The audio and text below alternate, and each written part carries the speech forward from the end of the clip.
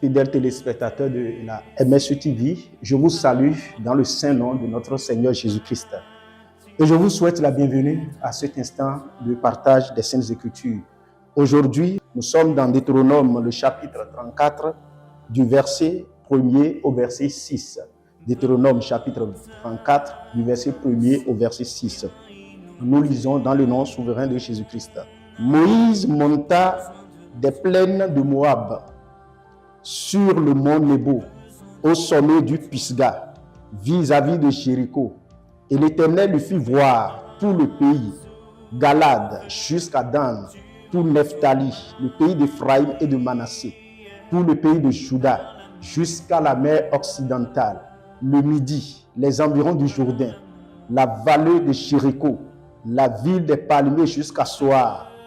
L'Éternel lui dit: c'est là le pays que j'ai juré de donner à Abraham, à Isaac et à Jacob, en disant: je le donnerai à ta postérité. Je te l'ai fait voir de tes yeux, mais tu n'y entreras point. Moïse, serviteur de l'Éternel, mourut là, dans le pays de Moab, selon l'ordre de l'Éternel. Et l'Éternel l'enterra dans la vallée au pays de Moab, vis-à-vis de Beth-Péor. Personne n'a connu son sépulcre jusqu'à ce jour. Que l'Éternel bénisse sa parole. Ce matin, je voudrais te proposer comme thème de partage des Saintes Écritures: tu n'achèveras pas ta course à Pisga. Tu n'achèveras pas ta course à Pisga.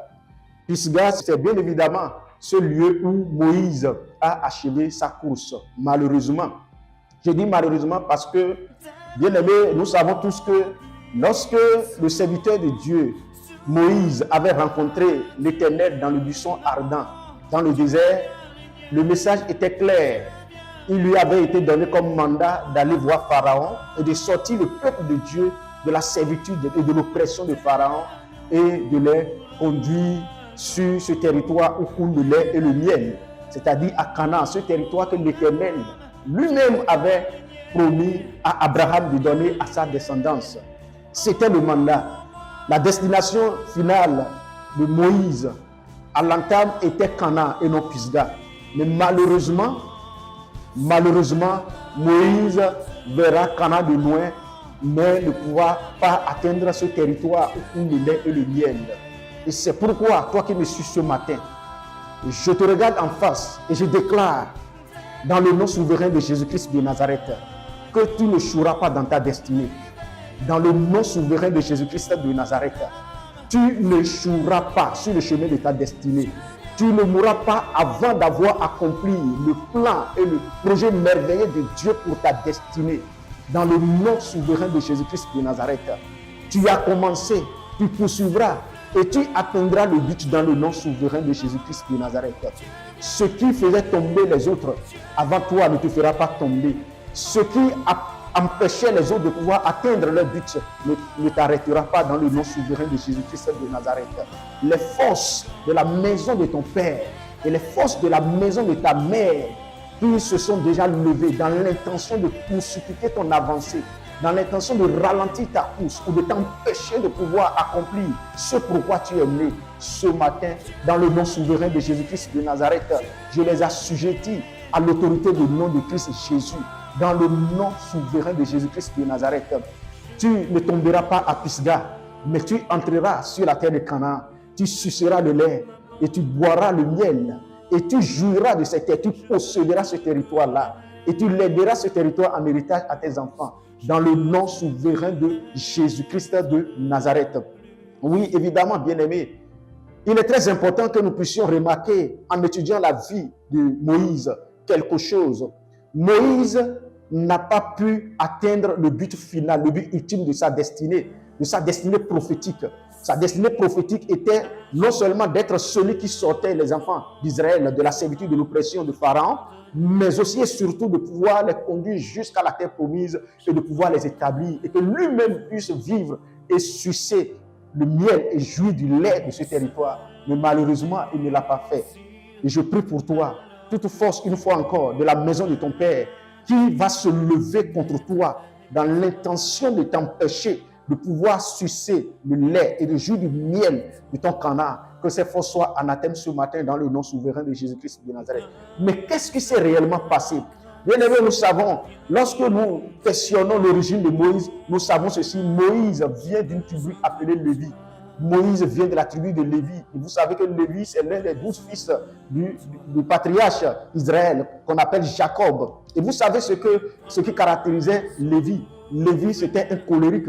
Lévi, c'était quelqu'un qui avait une certaine colère qui l'avait amené même à tuer. Vous savez bien cette histoire. Je ne vais pas trop tergiverser sur ça. Vous connaissez. C'est pour vous rappeler en réalité d'où vient le problème de Moïse. Alors Moïse avait un héritage de colère.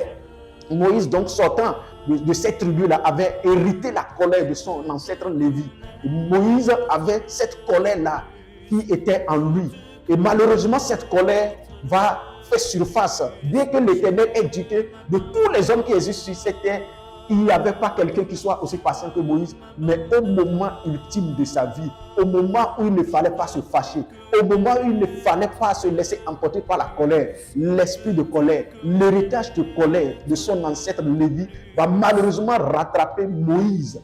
Et là, aux eaux de Mériba, Moïse sera emporté par la colère et va désobéir à l'Éternel. Et là, tout va changer. L'Éternel va prendre la décision qui malheureusement ne va pas faire plaisir à Moïse et qui malheureusement, moi-même qui te prêche aujourd'hui, ça ne me fait pas plaisir. L'Éternel va malheureusement dire à Moïse: parce que tu m'as désobéi aux yeux des enfants d'Israël, alors tu n'entreras plus dans ce territoire où le lait et le miel. Moïse, les intercessions, les nombreuses intercessions et prières de Moïse ne pourront plus amener Dieu à revenir sur sa situation. C'est pourquoi je prie pour toi ce matin. Pour Moïse, c'est la colère qui était cet héritage maléfique qu'il a reçu, qu'il a hérité spirituellement de son ancêtre Lévi. Et c'est cette colère qui va finir par lui bloquer la voie, qui va finir par l'empêcher de pouvoir entrer dans sa destinée prophétique et pouvoir le stopper net sur le chemin de sa destinée. Je ne sais pas ce que toi tu as hérité de ta famille. Peut-être que dans ta famille, c'est l'alcool que tout le monde boit et vous vous dites fièrement qu'un enfant réel de cette famille se reconnaît par sa capacité à pouvoir aller à l'alcool. Bien aimé, je voudrais te dire ce matin que cet héritage-là risque de te détruire comme cela a détruit Moïse. C'est pourquoi, une fois encore, je lève ma voix ce matin. Tout héritage de la maison de ton père, héritage comportemental, héritage de quelque ordre que ce soit, qui est en train de guetter ta vie, qui est en train de suivre ta vie, qui est en train de souffler sur toi comme la souris quand elle veut mordre, attendant le moment ultime pour faire surface afin de t'empêcher de rentrer dans ta destinée divine. Ce matin, dans le nom souverain de Jésus-Christ de Nazareth, je prie afin que cet héritage te libère et te quitte à l'instant, dans le nom souverain de Jésus-Christ de Nazareth. Lorsque je dis que tu n'achèveras pas ta course à Pisga, Pisga, c'est le lieu où Moïse est tombé. Et Pisga est devenu alors le symbole du non-accomplissement de la destinée. Pisga apparaît donc comme le symbole du non-accomplissement. Tout antécédent de non-accomplissement de destinée dans ta vie, hérité de la maison de ton père ou de ta mère, qui attend pour te faire échouer à la porte de tes percées. Je prie ce matin que cet héritage, tout cet antécédent tombe sous l'autorité du nom de Christ Jésus, dans le nom souverain de Jésus-Christ de Nazareth. Tu ne tomberas pas là où ton père a tombé. Tu ne finiras pas ta course là où ta mère a achevé ta course. Toi, tu es né pour être celui qui vient apporter la révolution par la grâce du Seigneur Jésus dans la famille. C'est pourquoi ce qui était impossible hier, dans la famille, dans cette lignée-là, je te vois en train de réaliser. Oui, cette porte qui était impossible à quelqu'un qui sort de cette localité-là d'ouvrir hier, je te vois avec le nom de Jésus dans tes lèvres en train d'ouvrir ses portes, en train de faire des exploits, parce qu'il est dit qu'avec Dieu, nous ferons des exploits. Je te vois en train de faire des exploits. C'est pourquoi ta fin ne sera pas comme pour les autres.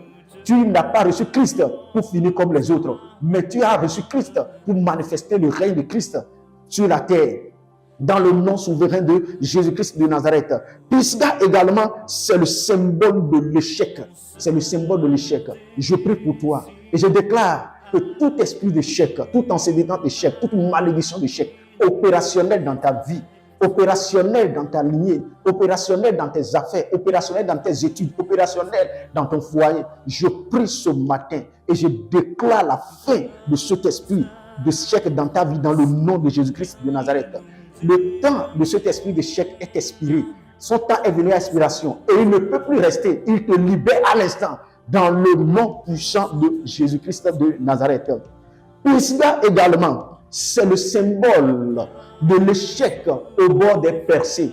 Ce que j'appelle le symptôme de presque arrivé. Remarquez bien aimé ceci.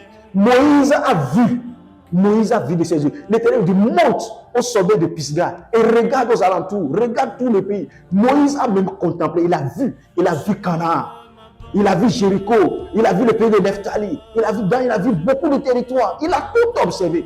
Mais malheureusement, il n'est pas arrivé. Combien ne sont-ils pas aujourd'hui, bien-aimés frères et sœurs en Christ, à qui on a prophétisé de grandes choses, à qui même le Seigneur lui-même a montré de grandes choses, de merveilleuses choses, à qui on a promis de grandes choses, mais qui malheureusement n'ont pas pu saisir cela. C'est le symptôme de Pisga, c'est le symptôme de presque arrivé, c'est l'œuvre de l'esprit de non-accomplissement. Et à partir d'aujourd'hui, parce que tu es en train d'écouter ce message, je déclare que cela n'est plus ta portion, cela n'est plus ton partage. Dans le nom souverain de Jésus-Christ de Nazareth, le symptôme de presque arrivé, ce symptôme-là qui a frappé à gauche, à droite, autour de toi, devant toi, derrière toi, et même dans ton lieu de travail, je déclare que ces symptômes-là te parlent dans le nom de Jésus-Christ. Parce que toi, tu es mis à part, tu portes les marques de maîtrise de Jésus-Christ. Jésus-Christ a déjà pris toutes ces douleurs, il a déjà pris tous ces symptômes. Lorsqu'il partait sur la croix, mourant pour toi, la Bible dit qu'il s'est fait malédiction, afin que par sa bénédiction, nous soyons enrichis. C'est pourquoi, même si c'était une activité de malédiction familiale qui dictait la loi du symptôme de presque arrivé aux gens de ta famille, aujourd'hui, par le nom souverainissime de Jésus-Christ, je déclare que ces symptômes et cette malédiction s'arrêtent sur ta vie dans le nom puissant de Jésus-Christ de Nazareth. Reçois la grâce de pouvoir faire des choses que les gens de ta famille ne pouvaient pas faire. Reçois la capacité de faire des exploits avec Dieu. Reçois la capacité de briser les limites. Reçois la capacité de pouvoir remplir pleinement ton agenda divin. Reçois la grâce de pouvoir remplir fidèlement ta destinée. Tu ne mourras pas sans avoir voir la gloire de Dieu. Dans le nom souverain de Jésus-Christ de Nazareth. Pisga également, c'est le symbole du retard dans la destinée. Souvenez-vous de ce même endroit qui se trouve dans le territoire de Moab. C'est justement dans cet environnement-là que les enfants d'Israël étaient venus et le roi de Moab a refusé de leur donner le passage pour qu'ils puissent passer par là. Alors qu'ils se prenaient par là, leur voyage devrait durer juste une quarantaine de jours. Mais ce refus-là, a coûté 40 années de marche au lieu de 40 jours. Bien-aimé, je prie pour toi. Ce que je te dis ce matin, c'est vraiment sérieux. C'est pourquoi je répète une fois encore, tu n'achèveras pas ta course à Pisga. Toute puissance de Pisga, toute puissance qui attend à la porte de tes percées, le moment où tu devrais être béni, le moment où tu devrais être repositionné, le moment où tu devrais rentrer dans une faveur exceptionnelle, le moment où tu devrais expérimenter la gloire de Dieu, les esprits qui attendent à ce moment précis pour venir semer le retard dans ta vie, ces esprits sont assujettis ce matin dans le nom de Jésus-Christ de Nazareth. Il les dit ceci: voici les signes qui accompagneront ceux qui auront cru. En mon nom, ils chasseront les démons. Aujourd'hui, j'exerce ce mandat et dans le nom souverain de Jésus-Christ, je commande à tout esprit de Pisga dans ta vie de te libérer à l'instant.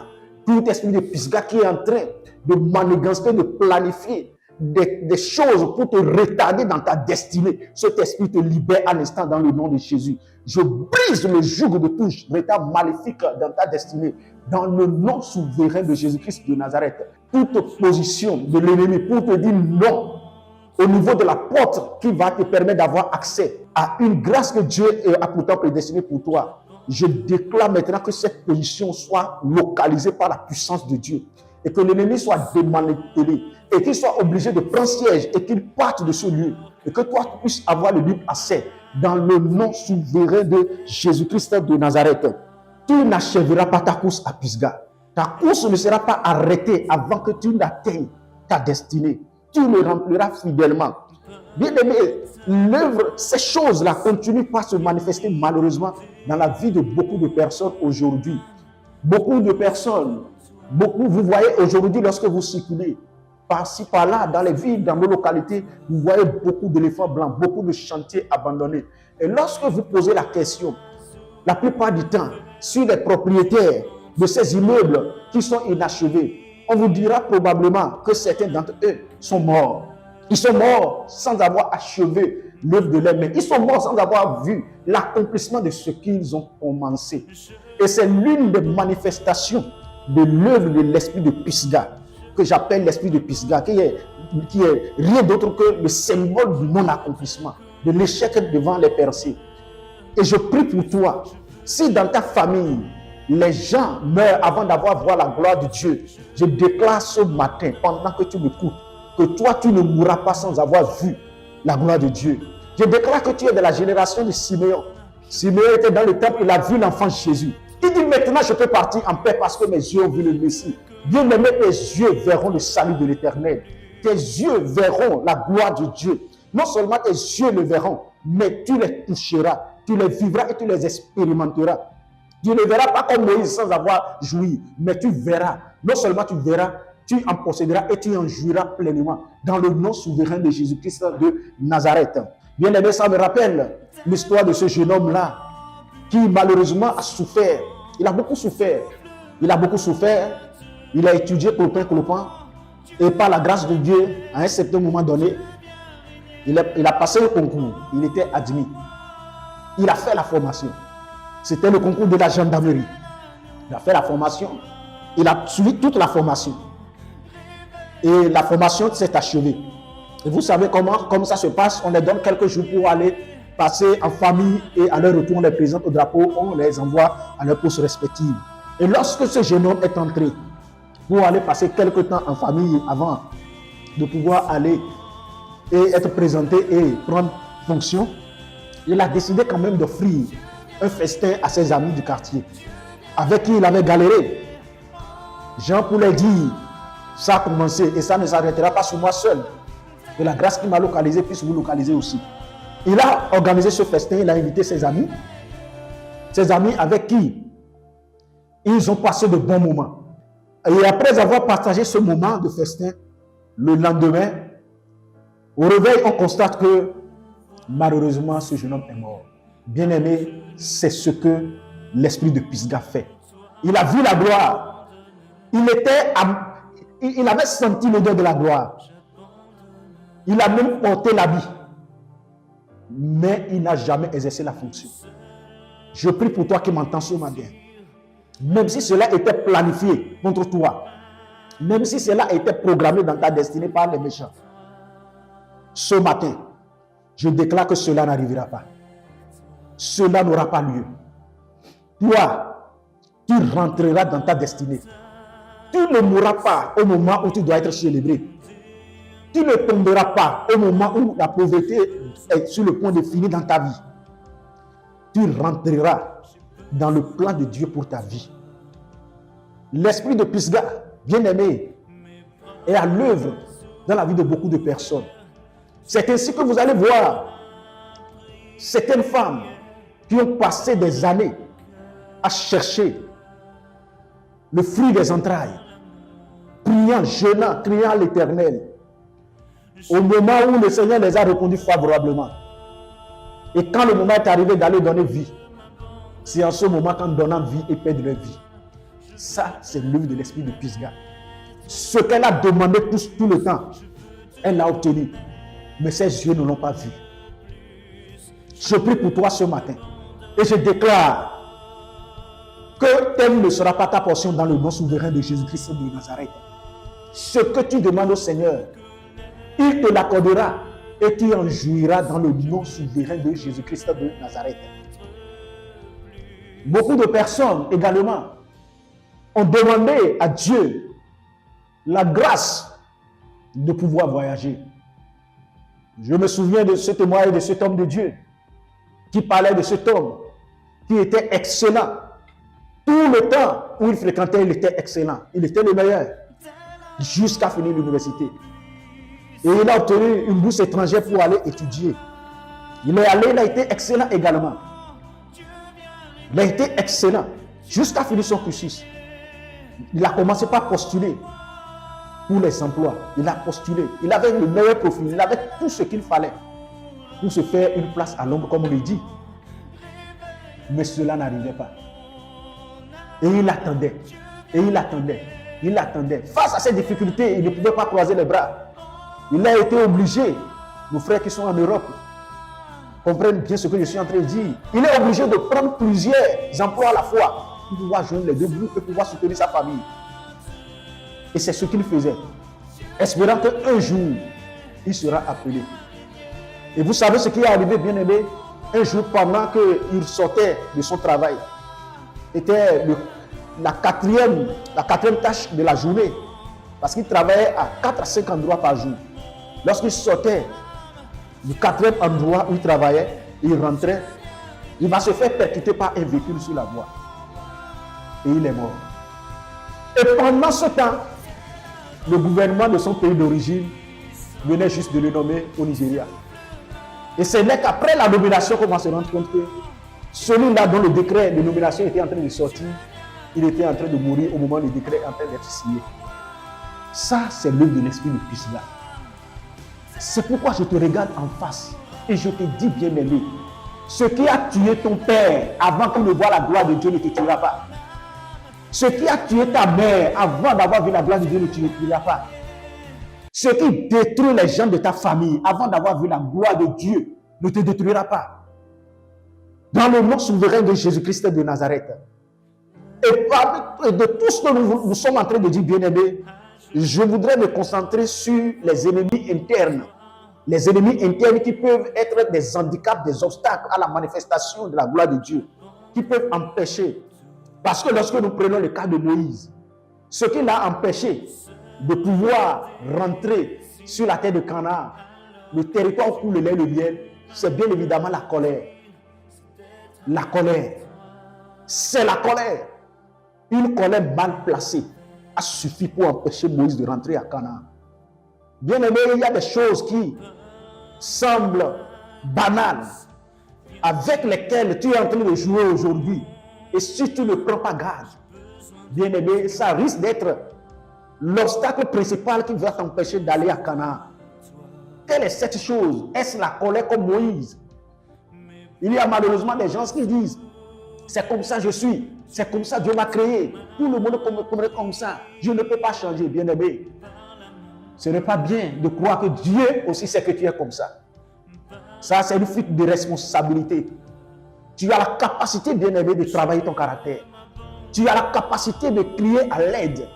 Tu as la capacité de demander l'aide du Saint-Esprit pour surmonter cette faiblesse-là, afin que cette faiblesse ne soit pas pour toi un obstacle, ne soit pas une force, un atout que l'ennemi va utiliser pour empêcher le programme de Dieu pour ta vie. Toi qui, lorsque tu te fâches, tu casses tout, tu détruis tout, ce que tu as pris 20 ans pour faire, tu peux le briser en une minute à cause de la colère. Je prie pour toi ce matin, afin que la main de Dieu puisse te toucher en ce moment. Et pendant que la main de Dieu te touche, que cette colère puisse te libérer, te quitter à l'instant dans le nom puissant de Jésus. Toi qui as ça dans le gène comme Moïse, puisque Moïse l'a hérité de son ancêtre Lévi. Et comme je te l'avais dit, Lévi, sa colère l'a poussé de à tuer. Si c'est dans le sang de ton père que tu as hérité cette colère-là, je prie pour toi ce matin, afin que le sang de Jésus-Christ de Nazareth puisse commencer par couler dans ton sang. Et que cet antécédent de colère dans ton sang soit détruit à l'instant. Et que ce démon générationnel de colère puisse lâcher son emprise sur ta vie ce matin dans le nom de Jésus-Christ. Et je prie qu'en lieu et place de la colère, que le fruit de l'esprit qui est la patience et la maîtrise de soi soit ensemencé en toi ce matin. Et que ceux qui te connaissaient hier comme un homme colérique, comme une femme colérique, qu'ils soient surpris de voir désormais ta douceur, ta tempérance, la façon dont tu te maîtrises devant les situations qui hier ou qui autrefois te mettaient hors de toi-même. Parce que cette colère-là, qui est en train, que tu prends comme une bonne chose aujourd'hui, bien-aimé, tu ne peux pas savoir ce que ça peut gâter pour toi. Beaucoup ont perdu leur position aujourd'hui, même dans le foyer, à cause de la colère. Beaucoup ont malheureusement perdu des opportunités à cause de la colère. Beaucoup ont quitté le lieu de leur bénédiction avant le temps à cause de la colère. Je prie pour toi ce matin, je déclare que tel ne sera pas ton cas. Toi, tu ne finiras pas à Pisgah, mais je te vois entrer sur la terre de Canaan. Je déclare que tu n'es pas de la génération de Moïse, mais tu es de la génération de Josué. La génération de ceux-là qui non seulement voient, mais qui entrent, qui possèdent et qui s'établissent. Qui non seulement s'établit, mais qui boit le lait et qui suce le miel et qui lègue le territoire en héritage à leurs enfants. Je reçois cette grâce ce matin dans le nom souverain de Jésus-Christ de Nazareth. Je voudrais te dire, bien-aimé, en ce moment même, regarde dans ta vie quelles sont les choses que tu caresses, que tu entretiens et que toi-même tu es conscient que ces choses-là peuvent te jouer un jour un sale tour. Quel est ce caractère en toi? Quel est ce comportement-là en toi? Et parfois les gens te le disent. Ah, tu es comme ceci, il y a telle chose qui ne va pas avec toi. Mais que tu refuses d'abandonner. Bien-aimé, cette chose-là, ce caractère-là, ce comportement-là, cette attitude-là, c'est ça que l'ennemi veut utiliser pour te fermer des portes. C'est ça qu'il veut utiliser pour t'empêcher d'atteindre le but ultime pour ta vie. C'est pourquoi je t'appelle ce matin à faire une introspection, à rentrer en toi-même, à regarder dans ta vie ces choses-là comme des ennemis réels de ta destinée, à regarder ces attitudes-là comme des ennemis réels de ta destinée, à regarder ces comportements-là comme des attitudes qui peuvent te fermer la porte, comme des esprits de Pisgah, des esprits d'échec avant la percée, et décide de les abandonner. Crie à l'Éternel, demande à Dieu le secours, demande au Saint-Esprit de t'aider, afin que ces faiblesses-là, tu puisses les abandonner et que tu puisses revêtir les fruits de l'Esprit, qui en réalité sont les caractères que tu dois développer en tant qu'enfant de Dieu. Et lorsque tu seras rempli du fruit de l'Esprit, alors tu verras que ce qui est arrivé aux autres ne pourra plus t'arriver. Ce qui a détruit les autres ne pourra plus te détruire. Sache une chose est de bien commencer, mais l'autre est de pouvoir bien finir. Tu as si bien commencé, et ma prière pour toi est que tu puisses bien achever. Mais pendant que tu es encore en chemin, regarde ce qui a fait tomber les autres. Et prends la résolution de les traiter en ce moment. Refuse de porter cet héritage-là qui a détruit les autres, qui a détruit tes frères, tes soeurs, qui a détruit ton père ou ta mère. Refuse cet héritage-là. Refuse ces réalités-là. Dis non à cela et demande l'aide de Dieu. Lorsque tu vas crier à l'Éternel, l'Éternel te répondra. Comme le psalmiste l'a dit, lève tes yeux. Il dit, je lève mes yeux vers les montagnes, vers la montagne de Sion, d'où me viendra le secours. Le secours me vient de l'Éternel. Bien-aimé, crie à l'Éternel. Je ne sais pas quelle est cette chose-là, mais tu te connais mieux que toi, mieux que quiconque. Tu te connais toi-même. Est-ce la colère comme Moïse? Est-ce la paresse? Est-ce la procrastination? C'est toi la chose, tu connais. Et l'Éternel ne parle pas ma bouche ce matin. Il dit, bien-aimé, lève-toi et traite ces choses. Lève-toi et dis non à ces choses. Lève-toi et refuse ces choses. Ne donne pas la main à ces choses de pouvoir te disqualifier à la grandeur. N'accepte pas que ces choses te ferment la porte de Canaan. Refuse d'achever ta course à Pisgah. Je voudrais te dire ceci, bien-aimé. Je voudrais te chanter cette chanson. Il y a une prophétie sur ta vie. Tu ne peux pas échouer. Tu n'échoueras pas, mon frère. Tu achèveras ta course. Il y a une prophétie sur ma vie. Je ne peux pas échouer. J'échouerai pas, Seigneur. J'achèverai ma course. Bien-aimé, il y a une prophétie sur ta vie. Et cette prophétie doit s'accomplir. Cette prophétie doit se réaliser. Cette prophétie-là, tu ne mourras pas avant d'avoir vu l'accomplissement de cette prophétie-là. Tu dois l'accomplir. Tu dois l'accomplir.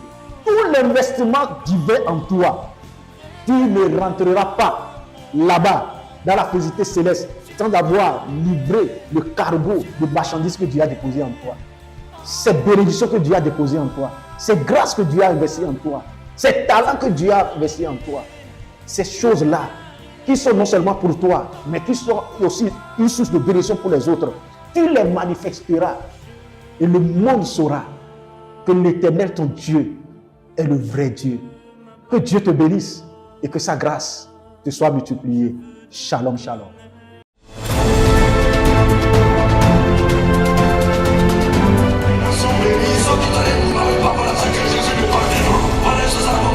Parce que Jésus-Christ est vivant.